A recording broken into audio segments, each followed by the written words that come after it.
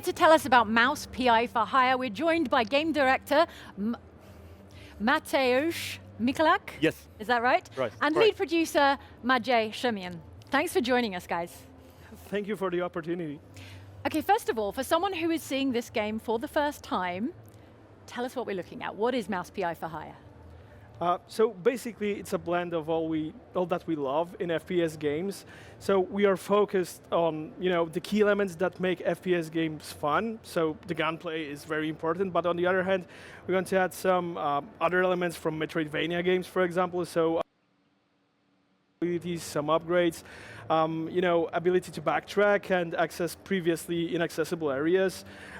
So yeah, it's a blend of everything we love in a game, not exactly a boomer shooter, rather something that feels both familiar and fresh at the same time. I feel like this. Dude, I mean, can we just stop for a second and talk about the elephant in the room? That being the graphics, like clear inspiration of 1930s cartoons, which is immediately to me what really drew me in. And again, like I said, when I first saw this game, I thought it was a mod for a different game. I didn't even think it was real. And the fact that it's a real game that a team is making is really exciting. And obviously you could see some of the clear inspirations of like Cuphead used a similar kind of art style, which I think, is where that familiarity comes in. But I don't know. For me, there's a newness to this, and there's a newness to it that I actually really, really enjoy, and it, clearly feeling that like Steamboat Willie vibe, Older than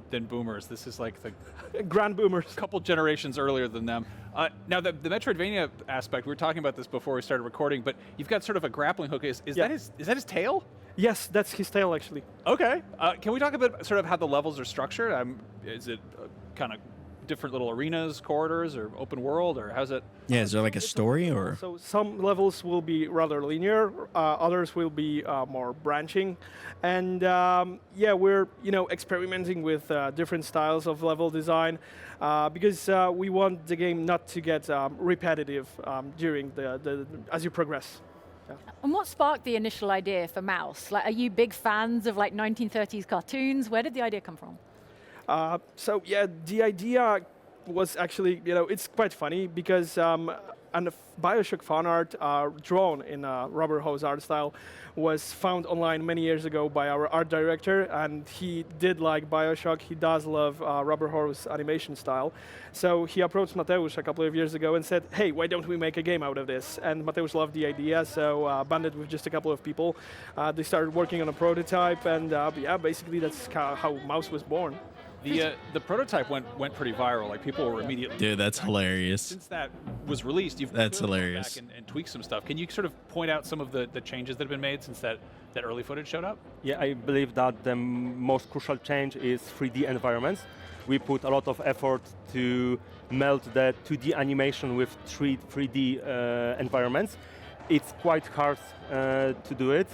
We believe that we achieved nice goal, and from there we are proceeding and working more about more levels. Yeah, you may see that we have improved on the 2D animations, but yeah, the 3D is the biggest change so far, especially if you take a look, at our materials from a couple of months ago, because it took us a lot of experiments, given the fact that the game is entirely black and white. So we had to make sure that everything is clear to the player, that the players know what's interactable, what's not. You know what would be cool though? Like, I know they're saying that the game, for the most part, is like in black and white. It would be cool if you could toggle a color mode just to see how vibrant a lot of the colors are. Obviously, that might not make sense in the sense that, it is a game that kind of exists within the realm of like the 1930s cartoons. So obviously back then they didn't have color TVs, but it would be cool. I would love to see how vibrant many of these worlds look if you could just toggle color mode. And based on that, we decided what can stay in 3D, in 2D, what can be 3D, and we had to find the perfect blend of everything of that. Are there any details, like in the animation, in the environments, that you're especially proud of? Weapons rollings, we really like them. We're really proud of them. There are a lot of them. Right now, we showed only few weapons, but there will be much more in the final release. Yeah, and I have to say that I quite like our enemy death animations because they're, over the top, really exaggerated. So yeah, I really love those. Awesome. Was there ever a version of this that was in color, or was it always black and white from day one? It was always black and white. from day one. Always. Can we talk about any other abilities in addition to, so we've got this grapple with the Yep. tail, and obviously a lot of guns. Yep. Will we be doing anything else? Any other skills, abilities? Yeah, so like I mentioned, some Metroidvania elements here and there, so you will be able, you will unlock some abilities as you progress. So the grappling hook for one thing, but the helicopter, that is also used by the protagonist as his tail over his head. Double jump, so some genre staples like that. We don't want to, spoil everything just now, but you can expect many different options to be unlocked as you go. That's pretty cool. So into this game, I really love what you guys are doing here. Were there any specific, like, actual old cartoons that were huge influences on this? Did you kind of come across any hidden gems or anything like that? Yeah, we have a stack of reference from the 90s, 30s, 90s, 40s. We watch all the shows, Popeye shows till today, all the episodes. There are a lot of them. Old cartoons made Yeah, by like Betty Boop, Felix Yeah. the Cat, stuff like this. Basically, whatever fits into rubber hose category, we always take a look. Either if it's an animation, a comic book, we want to explore that, take a thorough look, and get some inspirations for that. So there's like a huge stack of materials in our office. Now, obviously, this is a very different game, a very different genre to Cuphead, but I feel like seeing the rubber hose animation, maybe some people are having like traumatic flashbacks to like the punishing difficulty of Cuphead. Where are you pitching the difficulty for Mouse P.I. for hire? So first of all, we are aiming to make the game as accessible to a wide audience as possible. So it will feature a couple of different difficulty modes. So if you want an easier experience and you want to, be focused on the story just like that, you can do that. And the game should be a breeze on easy. But if you're looking for a serious challenge, yes, we will provide that as well. And trust me, I've been playing the game on, harder settings just recently, and it's punishingly difficult. So basically, the choice is yours. Nice. I love it. Now let's talk a little bit about the lore and the setting. Who are we playing as? Who is this titular mouse? Yeah, so our protagonist, his name's Jack Pepper. He's a World War I trench veteran who went back home, and first he became a cop, and after that he turned to be a private investigator. And it's a noir story, so Jack tends to usually find himself in a heap of trouble.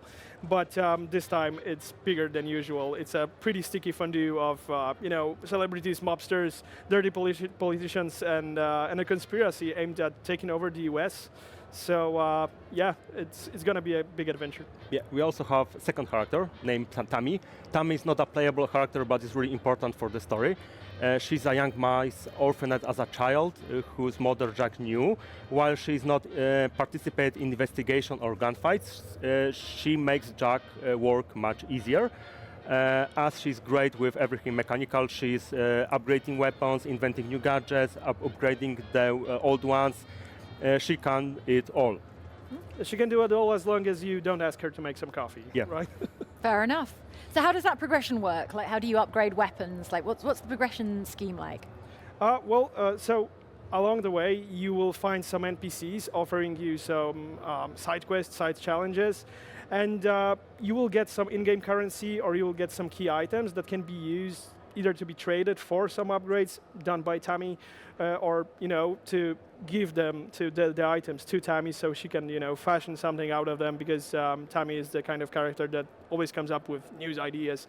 Yo, Tammy sounds great. Gadgets to make She sounds like work easier. one of the probably So most important some of this characters in the stuff game. Mandatory, like some of this stuff will be put on the main path of the game, but some of this stuff will be optional. So players who will want to dwell more into the game's world, who will want to immerse themselves more, will be rewarded in a meaningful way. Now I'm curious. Sorry, I'm just spacing out here. Like the weapons, do they have alternate fire or anything like that? They do. Yeah, They do. They do. Can we talk about how big this arsenal might be? It's more than 10. More than That's- 10? That's what I can say I'll at take this that. point. I'm into Because that. what we have showcased so far, these were just, I'd say, regular weapons, stuff that you expect to be present in an FPS game.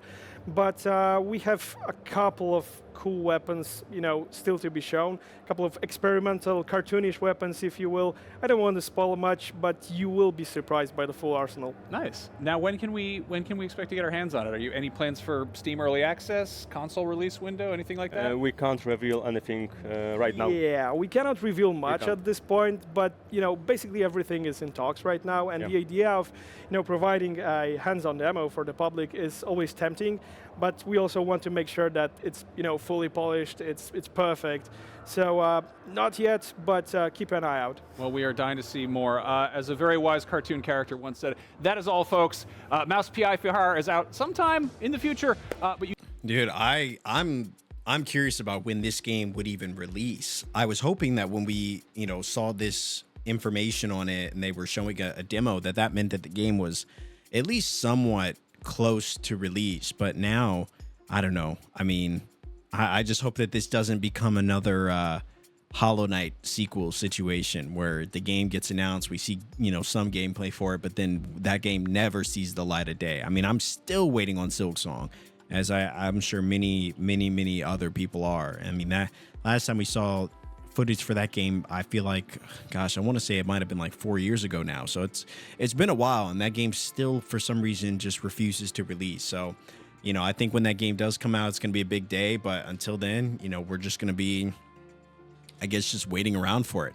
But overall, I mean, I would say this game looks pretty good. I mean, I don't know. To me, it looks fairly polished, but this could just be one level of the game. This could potentially even be like the first couple of levels, but overall the environments look really nice. And for me personally, like, I kind of like the 1930s noir-esque style, feel, and animation, not only to the world but to the guns as well. To create a first-person shooter set up in this world with these like Mickey Mouse kind of characters, obviously without calling them Mickey Mouse characters, because I'm sure there's like major copyright issues with that, but still having a game kind of set up in that world, I think is a brilliant idea, and I hope that this game does well. I hope it does come out sometime in the future. 2025 would be cool. But you look at the success of Cuphead, a game set in a similar kind of style, and that game was wildly popular. And so I hope that this game kind of, when it finally does release, I hope it does receive a similar welcome as Cuphead did, because I feel like we need more games like this. I think I love the retro aesthetic. I love games that kind of take you into the past. That's why I love noir-esque style games. So yeah, I feel like this game will be a welcome change of pace, where like I feel like a lot of games try to go into the future. I've always enjoyed when games take it to the past, take it to older style of games, and I think there's a real opportunity here. So I don't know. We didn't get a release date for this game. We didn't even get a release window or even a release year. But so it's a game we're just gonna have to continue to wait on. And but it looks good, man. I'm glad it's a real game and that it's actually happening. But yeah, it's definitely a game I'm definitely probably gonna be playing day one for sure.